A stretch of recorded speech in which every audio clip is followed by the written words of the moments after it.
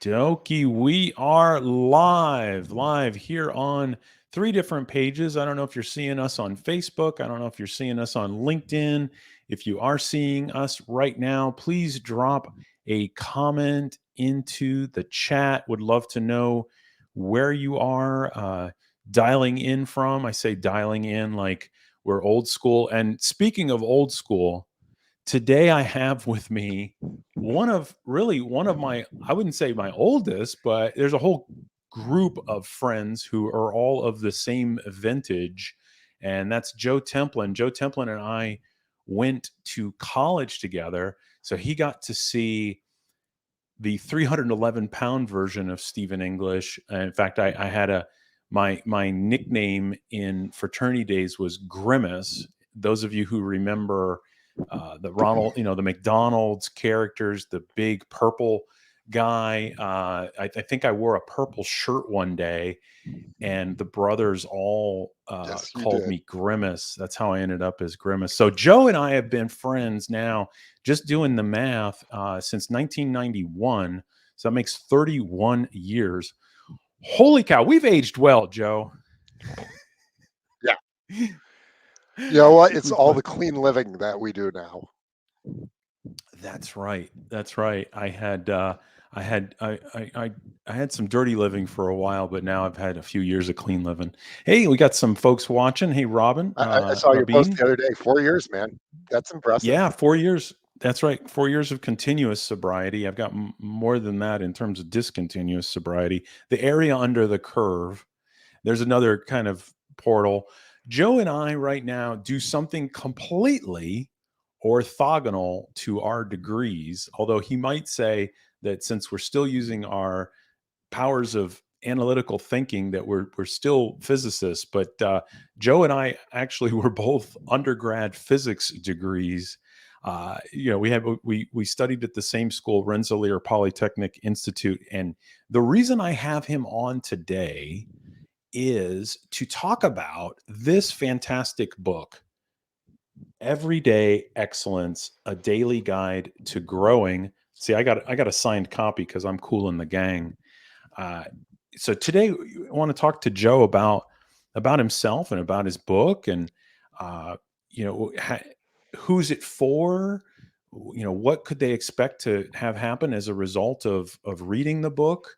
Uh, Talk about the process of of writing the book, because I myself have at least two books that I've written page number one of, and maybe one other book that I've written maybe 30, 40 That's right. pages of. So yeah, I'm interested in learning about that. So first of all, Joe, tell us about the book. Okay. So the book really is designed to be a multivitamin for life. And just like every other multivitamin, you should take it every single morning because we are all wickedly busy and the world's getting crazier and crazier. And you've got kids too, Steve. You're running a business. You've got all the sort of stuff going on that I do, other than the ultra marathons, but you got your own incredibly hard endurance things that you're working on. So our lives are crazy. And that was even before the pandemic decided to throw a couple of monkey wrenches into everything. So if you look, though, we all have the opportunity to be better than what we were. I mean, if we look back at ourselves 3 years ago, 10 years ago, we should see a ton of improvement. And I like quotes because other people can say things a lot better than I do. And so Zeno of Citium, who was the founder of Stoicism, actually said that well being is no small thing, but it's made up of small steps.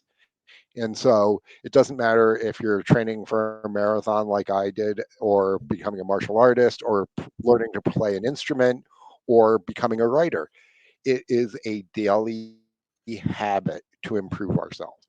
And you took intermediate mechanics. We're talking about shooting rocket ships off to the moon. You gotta get going. You gotta provide all the energy to get off the ground, but you don't have to be perfect. Okay, you need to be pointed in generally the right direction. Then you make those micro adjustments along the way. But it's getting going, and you have to really apply a lot of energy, whether it's activation energy or you want to say you're overcoming inertia or just getting your ass off the couch to get going in anything. And so one of the things that people have talked about is getting a a cup of Joe in the morning, getting your coffee. And that and a bunch of other things led to me basically writing this book. I was actually working out one morning and it hit me like this. And I put down the kettlebell, ran upstairs and started the basics of it. And then it was grinding the sucker out, just like any wonderful thing that you want to accomplish takes successful, continuous effort. And so every day is not a good day, but we can make every day better. Absolutely, absolutely, and I love the analogy that it is a daily multivitamin. So those of you who are just joining right now, I'm talking to Joe Templin, author of Everyday Excellence: A Daily Guide to Growing. And what I really love about it is how incredibly practical and action oriented it is. Because let's face it, there's a lot of books out there that are, let's say, daily based. I mean, I remember when was much younger, there was this book on Taoism called 365 Tao. I still have it. It's probably 30 years old, just like our friendship. And then I've also seen other books out there. I won't talk about about all of them, but there are a lot of books out there that are like that. And what I find about them is that they are more abstract on the daily, whereas this book is incredibly actionable. And I love how every page has an action item. As a coach, I sit there looking at this and I think to myself, if I was able to categorize each of your dailies and then bucket them, I could almost create a coaching program out of it. So it's a really fantastic and useful book. So I'm curious, how did you write it? How did you write this book? Um, so one of the things that I did is actually something that I'm going to recommend that you do, Steve, because you've got page one of multiple books, but now you need to get going because the hardest thing is to start, and then the next hardest thing is to finish. And then you've got that entire thing in the middle that you have to work on. So do it every single day, make it a habit. So some of your listeners have probably read James Clear's Atomic Habits, and he lays out something that I was unknowingly doing, but now I've consciously started applying it of habit stacking. Mm. And so we all get up in the morning, I assume, right? You get up, Yep. you get out of bed. Yep. Okay. So Yeah, you get up, you absolutely. get Get out out of of bed. bed and What do I you drink do water and so then I that drink you, coffee. yep. So I get up, I go brush my teeth, clear my system, grab my cup of coffee that's sitting there that I had prepared the night before and hit start on the coffee pot. So I have one to prime the pump and the fresh coffee ready to go. I would sit down and I would read my daily Stoic from Ryan Holiday. So that's another daily every single day one. Right now, I'm actually reading the Daily Laws by Robert Greene, and then I read my daily Stoic in the afternoon to go back and review those. So I do that every single morning. Then I would get up and do about 15 minutes worth of calisthenics to get my blood going. And while I'm doing that, I'm listening to something on YouTube, whether it's Red Frost Motivation or Motiversity or something where I'm feeding my soul and or mind while my body's getting activated, because you start moving the body. If you look at an EEG of the brain, everything lights up. Everything lights Mhm. up.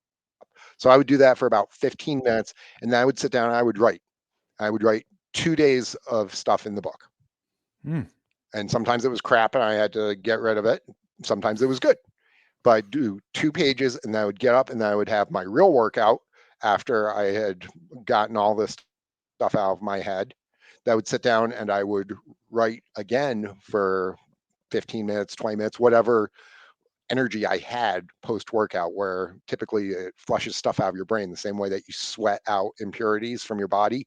Your brain works out impurities and also it goes through and it produces the finest material during those micro workouts of 10, 15 minutes. And so I would literally brain dump that sort of stuff out. It would give me the basis of articles or poems or what have you, because I write poetry every single day too. I didn't talk about that. You can see Mhm. 4 of my poetry books back there. Um, And so I would do that every single day. Then I would get into work mode and start doing the stuff that I needed to do for the work every single day. And so that's literally how I went about writing this book. Was I approached it like a daily vitamin or daily task every single morning. And so I'd stack my habits in that morning. And by the time I'd typically get up 5:11, so by the time 6 o'clock rolled around, I had already been productive for the day. And at that point, I'm in the bonus round mentally. Yeah. And so I'm just going. So you use the term habit stacking. You use the idea that, hey, every morning I'm going to do these three, four things, one after another, in order to get this done. I also love the idea that you said, hey, sometimes I write and it's complete garbage. I forget if it was Stephen King or which of these authors that is incredibly prolific, kind of like you. I really regard you as a prolific writer in terms of the volume, because you've been writing these blogs that I've been following for a long time. Uh, Some of them are he even said, good. I know. Well, they are, and what's funny is that I think it was Stephen King. He said something like, it's 250 crappy words a day, or some some number like that, and he just recognized that, hey, Mm-hmm. I just got to start writing, right? And I'm sure that if we were to have the same conversation with like Ryan Holiday, who you mentioned, and Alan Green, or sorry, excuse me, Robert Green. I don't know why I said Alan Green. He likes some Alan Greenspan. I don't know, somebody. Robert Green. These guys are probably doing the same dang thing. They've got a daily habit. Jocko Willink talks about 1,000 words every day. Yeah. Jocko Willink, if you follow him on Yeah. Twitter, you see his watch every morning, 4:33, because he's up and working out. Wow. Yeah. And that's interesting. You've talked about the habits, and working out has come up time and time again. And it's funny, one of the folks who's watching, Rabin Islam, thank you for pointing out the books that Joe is mentioning are awesome so far. We've got the Jocko book, we've got the James Clear Atomic Habits. We've got Daily Stoic by Ryan Holiday. They're all adding up. Oh, the one I was going to add to is the 5 a.m. Club by Robin Sharma. 5 a.m. Club. He talked about the Mm. same kind of thing, where when he went out and spoke to all these billionaires, he started to find what was a common thread, and it's working out. So just like you do a workout in the morning, I did a workout this morning. I got up at 4:30, went and worked out at 5 a.m. This was an uncommon one. I normally don't work out at 5 a.m. But again, you get that energy, right? You get that energy. You also get great ideas. Sure. Unfortunately, sometimes when you're, on the treadmill or outside running or whatever, it's hard to process those ideas. So tell me about, Well, do you you have your cell phone with you when you're running? no, I don't. Especially at Orange Theory, I keep everything far, far away. Uh, so I guess I could I would bring a. recommend actually keeping it, because I used to, when I would run near my office, I would go out for a run, I'd block, I'd come back in, and I would write on the board. I would do this 4 or 5 times before I actually got to the point where I could really run. And my one partner like used to laugh at me, but you realize some of those ideas were great. I keep my cell phone with me when I'm running or going for a hike or whatever, because those ideas start coming. And so I will literally stop in the middle of a run and dictate a audio note, or type out a couple of lines of poetry, or a phrase that hits me that I can turn into an article.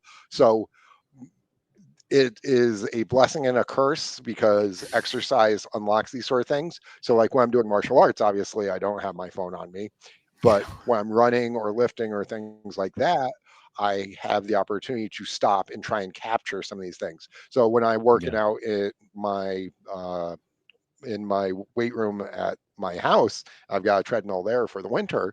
I literally keep right near it Yeah, so I three can by fives. stop, Yeah. pause the thing, write the notes. Yeah, dude, things that we Yep. learned 30 plus years ago. Yep. Here's the things I need for the day. Yep. Oh, that's brilliant. Yeah, I'm kind of curious. You know, you've created this as a habit. It, do you regard writing as like a spiritual or therapeutic process? It is very therapeutic in a lot of ways. Part of why I was writing the book is I was going through a pretty nasty divorce at that point, and I have some friends who are struggling with various addictions and stuff like that. And so here I am watching these people who I really care about going through a lot of really bad shit and trying to. I can swear, right? Of course. I'm not, okay. This isn't I'm just making television. This sure. is the internet. We could say whatever the hell we want. Sorry. Woohoo! So, I'm struggling watching my friends struggle with this, and I've spent a lot of time studying psychology. I have my master's in executive counseling. I've spent thousands and tens of thousands of hours working with people solving problems of various capacities, and so I wanted to capture some of these ideas and see if I can help maybe these people, but also more people, because I guarantee you, like even before the pandemic hit, 40% of the graduating seniors from college sought treatment for anxiety or mental Wow. issues. And that's Wow. sought treatment. So it's probably another 20% who were struggling and didn't go and get any professional help. With everything we've gone through with the past couple of years, we have literally everybody is having problems. We're all messed up in our own way. So if I could help other people with some ideas to help them figure out how to get through this and improve through this, Mhm. then it's a good thing overall. Yeah. I absolutely agree with you. Having seen, you know, here in the recovery community locally, just the sheer amount of relapse, the number of friends of mine who have, you know, much more anxiety, depression. It's very prevalent, and I really appreciate you normalizing that by talking about it. You know, those of you who are just joining here, just to remind you, we're talking about Joe's book, Everyday Excellence. It's a daily guide to growing. And what I love is that it's because it's so action oriented. And you talked about, you know, here, you know, mental health and the way you're thinking. I remember there's a quote, and I'm forgetting exactly who said it, is it's easier to act your way into better thinking than to think your way into better action. And simply seeing what action you can take, and then creating that discipline every day on a daily basis to take that action, it's going to change things for you, right? You know, Yeah, I know for Martin Luther King myself. Jr. said, oh, go ahead, Steve. No, please I finish. was, I was going to quote Martin Luther King Jr. If you can't fly, run. If you can't run, walk. If you can't walk, crawl. Okay. And Teddy Roosevelt said, do what you can with what you have right now. So Yeah. the world is still messed up. The world's always going to be messed up, by the way. As soon as you accept that, you'll be in a much better situation. But we saw divorces go through the roof, something like a 40% spike. And it was people who had been married 20 plus years like me and the brand new married saw the highest rates of those spikes. I have two special needs kids, and the special needs community has just been devastated because of the removal of the consistency and support structures that these kids needed. And so, with autism being 1 out of 54, now they're saying 1 out of 44, and we've got basically 1 to 2% of the population, children and adults, who have these issues going on. There's all this disruption to them. So we need to, one, try and put our own house into order, as Dr. Jordan Peterson would talk about, make your bed, straighten up your room, so that we can then be an example and help other people. The oxygen mask comes down in the airplane, take your own oxygen, turn around and help those around you. Yeah. And I do know you're involved in the autism community. Do you want to mention anything about that? Sure. So I actually just became the vice president of the Autism Society of the Hudson region, which goes basically up to Canada down to Westchester County, out halfway across New York State. And we've got our gala coming up next month and everything. But non-neuro normalcy is being recognized more and more. We are all unique individuals and we all process information differently. And America was built off of this very concept of people from different cultures, different religions, different backgrounds coming here and being able to interact with each other and draw from our own unique strengths to contribute to the whole and make others better. And so there is nothing more American than being a weirdo and doing what you do to the best that you can and taking care of yourself, but looking out for your friends. The old saying, good fences make good neighbors.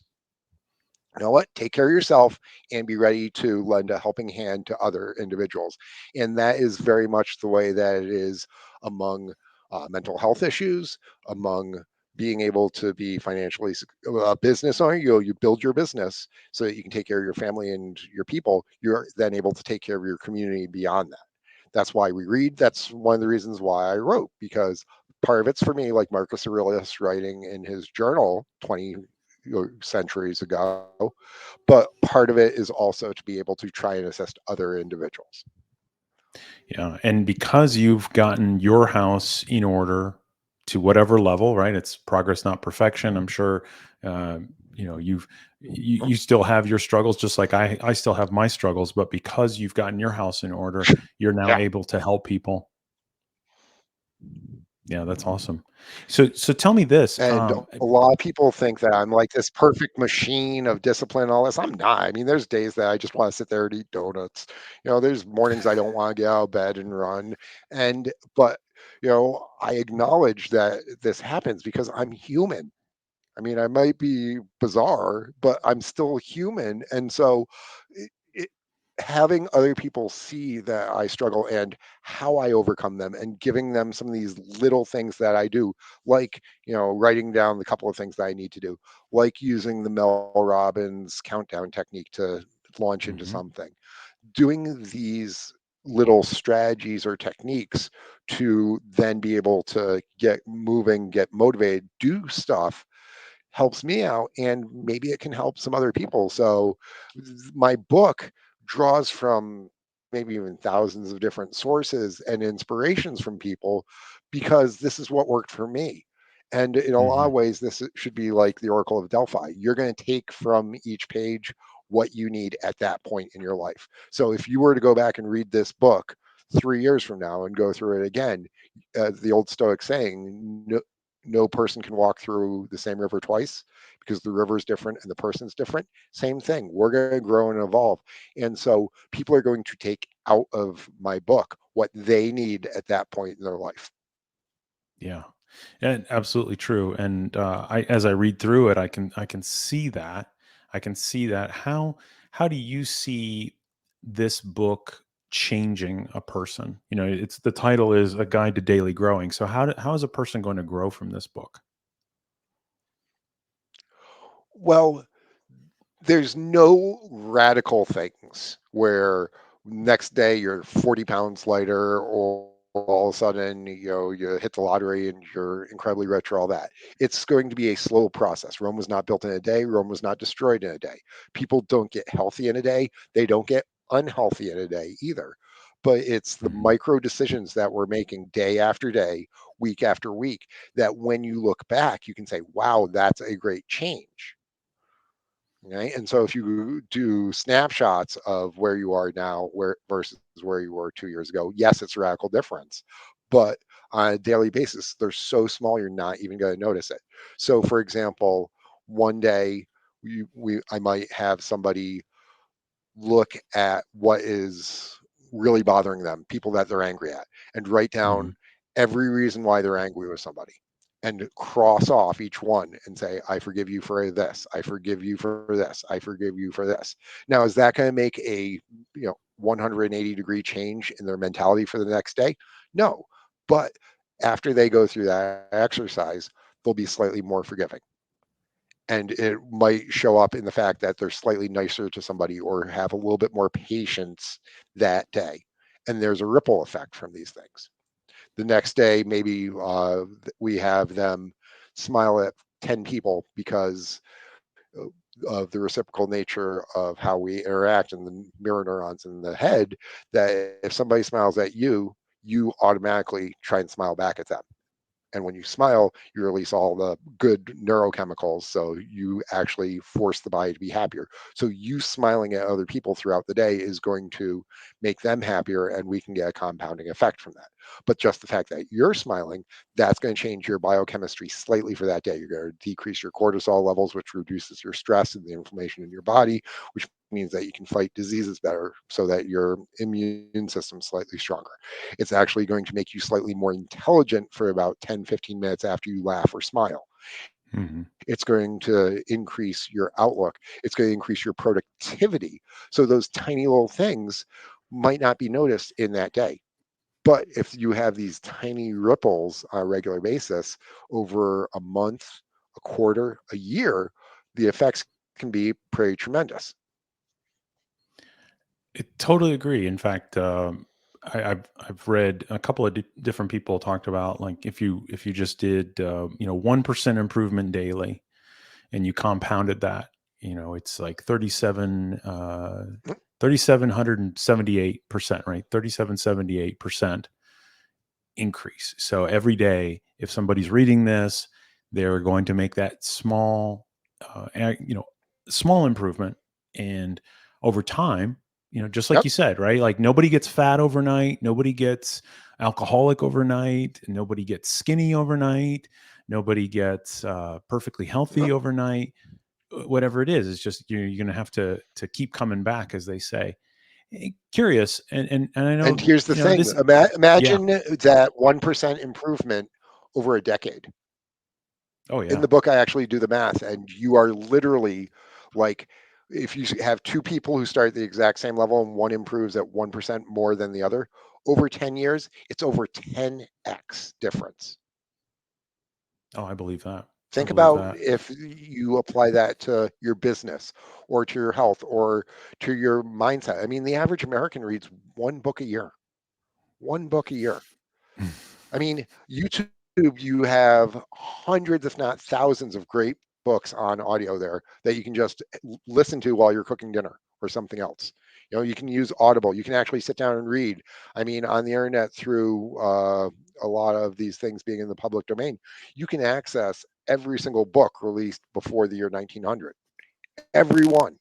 So there's no reason to not tap into these things. Hell, MIT's got their entire undergraduate course catalog online. You can literally learn anything you could wanted to if you were enrolled at MIT. That's amazing.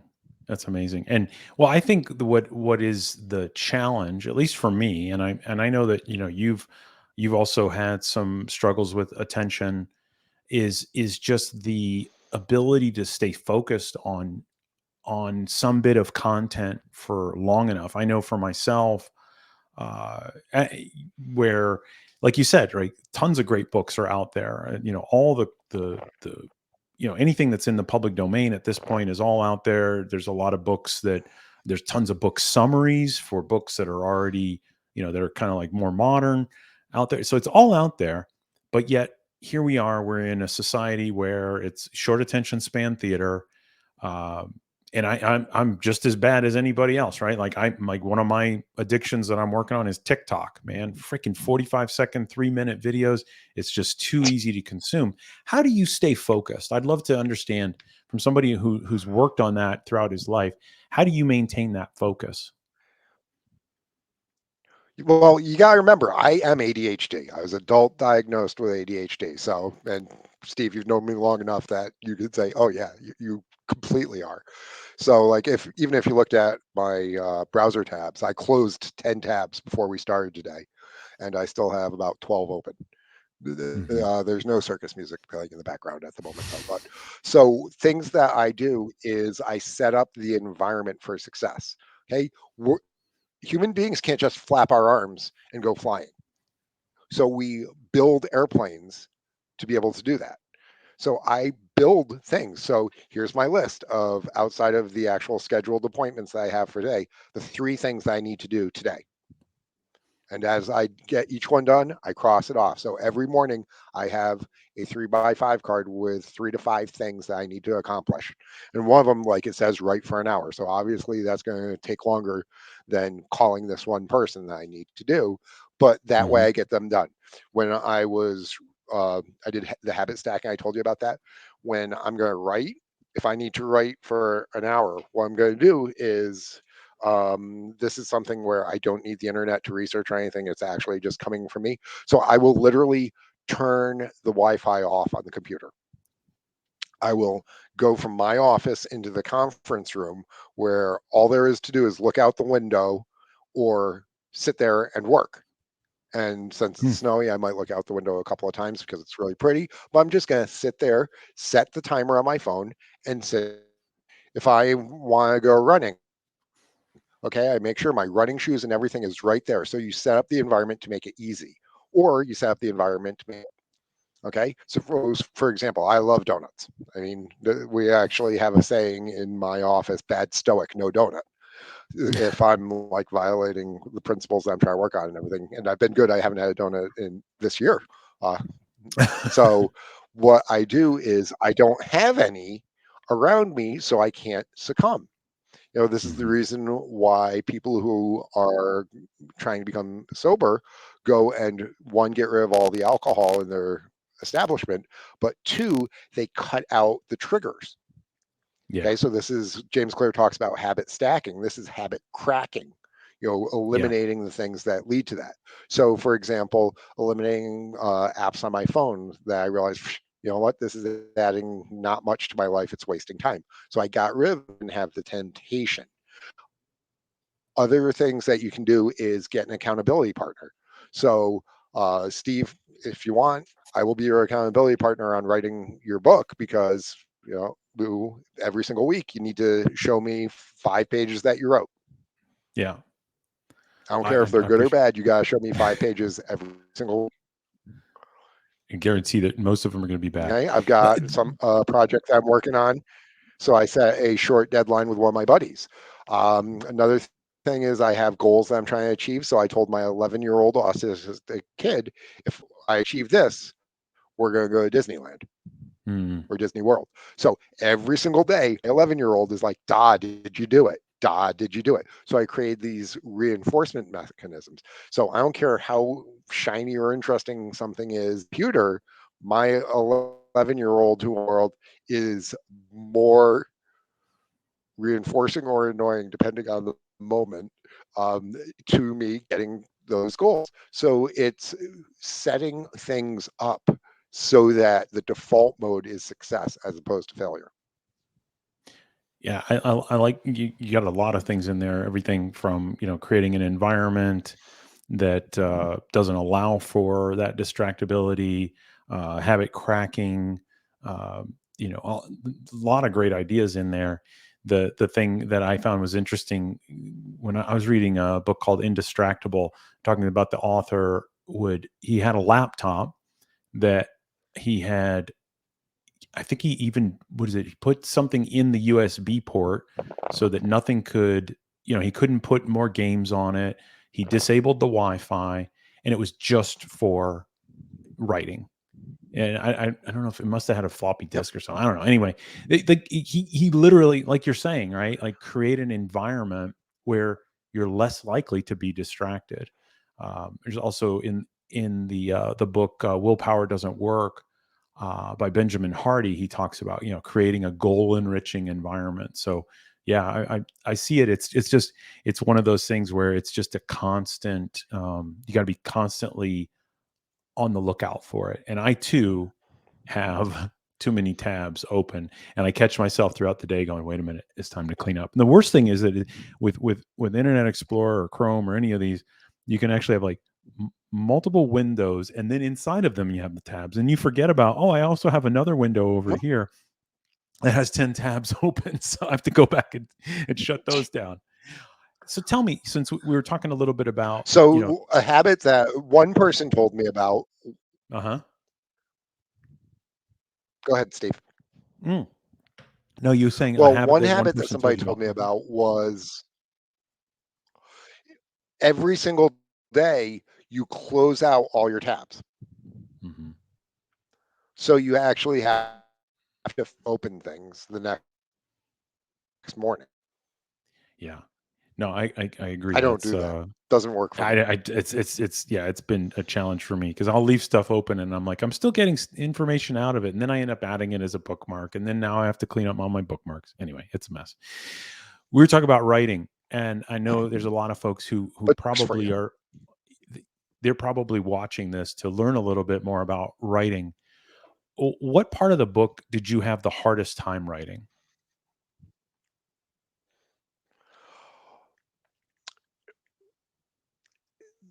Actually, writing the book easy in a lot of ways because my mind's like a super saturated solution, because I just keep putting stuff into it. I mean, Steve, you know that I have this fascination with just absorbing and learning whatever I can. I'm incredibly curious. When I was 10 years old, I told my mom I wanted to learn everything there was to know. So I have all this stuff.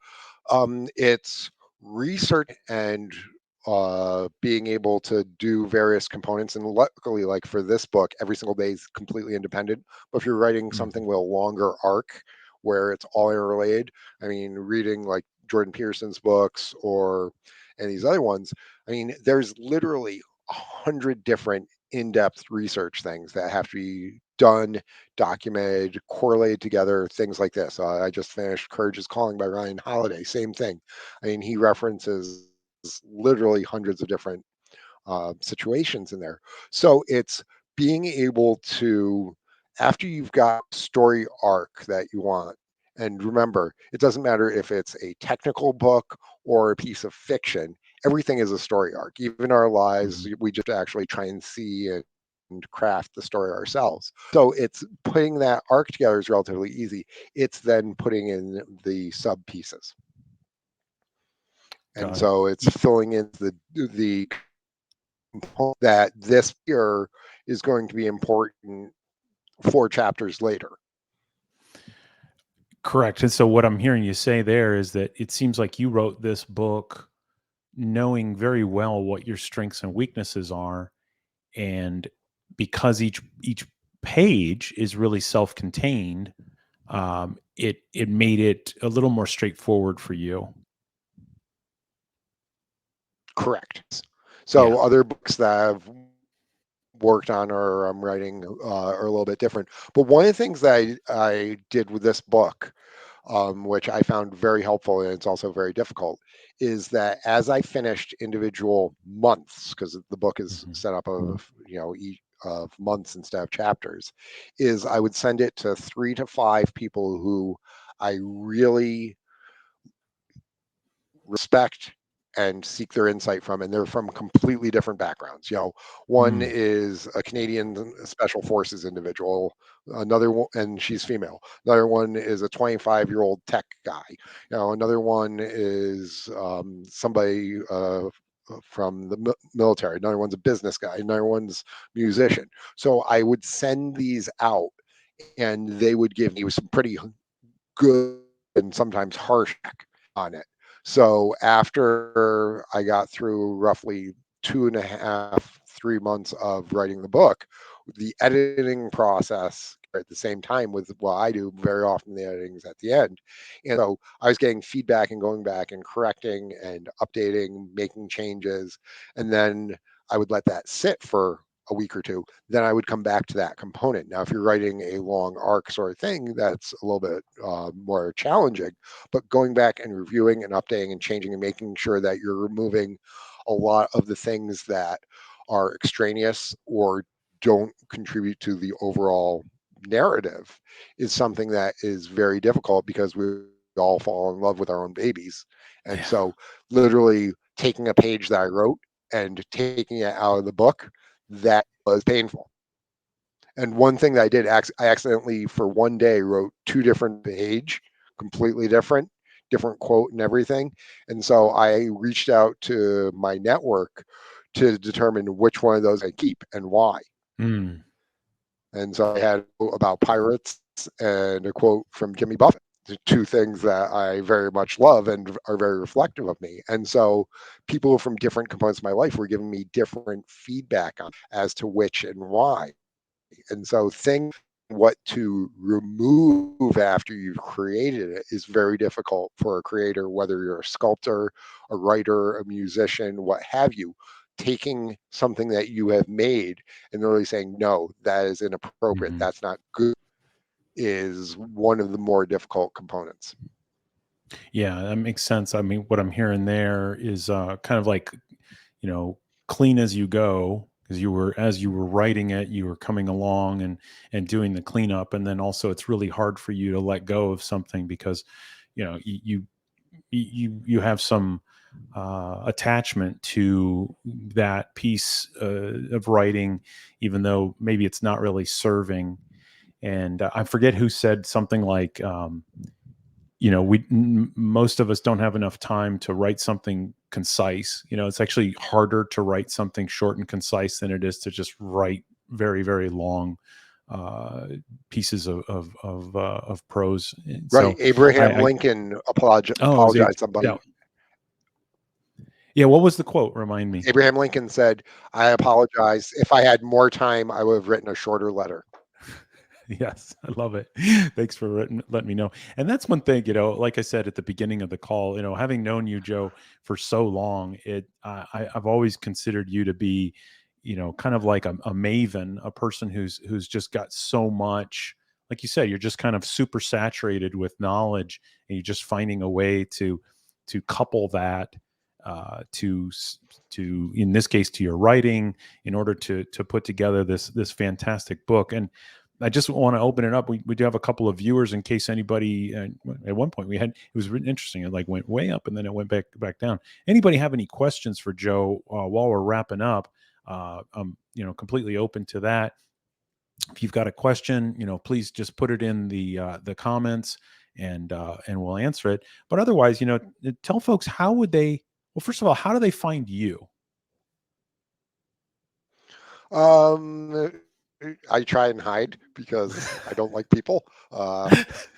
Actually, Tell us no, what you really think. I'm very much an ambivert. So some sometimes like I really need to have contact, and sometimes I'm like, oh, I'm just going to disappear to the mountains and just hang out on the lake for a couple of days in a row and not see people.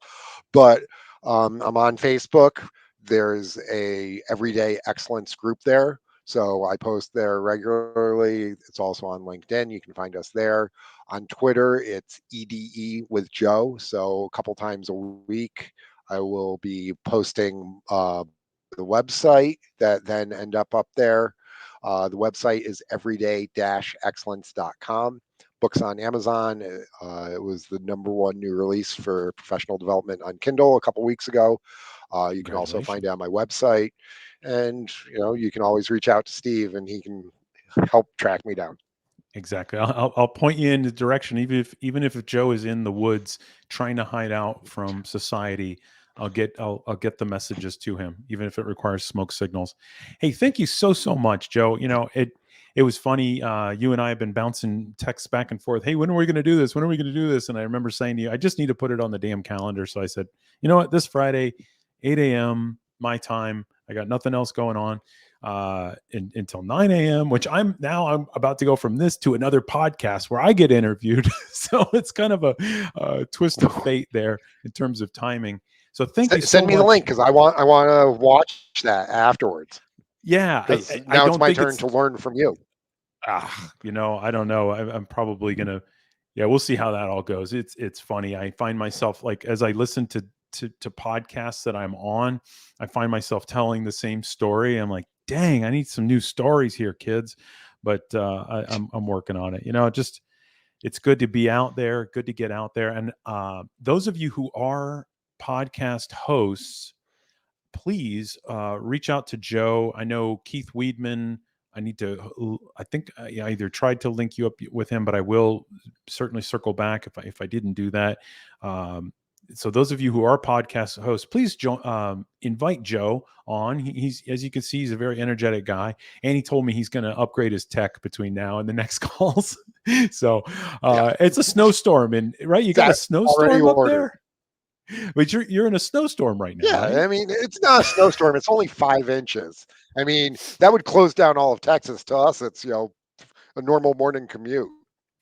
That's right. Yeah, that they would call that the Arctic cyclone or something here. We'd be shut down. So knock on wood, we haven't had that happen this year just yet. So hopefully it won't happen at all. Yeah, Anyhow, thank you so much, Joe. Those of you who are inspired by Joe, please check him out. Find him. Like I said, this book is on Amazon. It's also, like you said, #1 on Kindle. Congratulations, that's amazing. Actually, I'm not really amazed at it because I've read it, and like I said, I love how incredibly actionable it is, and how it will, in fact, it will change your life. It will, if you take action every day, you're going to get that 1% gain every day, and you roll that up into a year, and now you're at 3,700%. So uh, thanks again, Joe. Everybody, thank you for tuning in. James, Rabin, who else made a comment? A couple of folks made a comment. Thank you very much for watching, and you have yourself a wonderful day. Thanks, Joe. Bye bye. thanks, Steve. Go rock and roll, brother.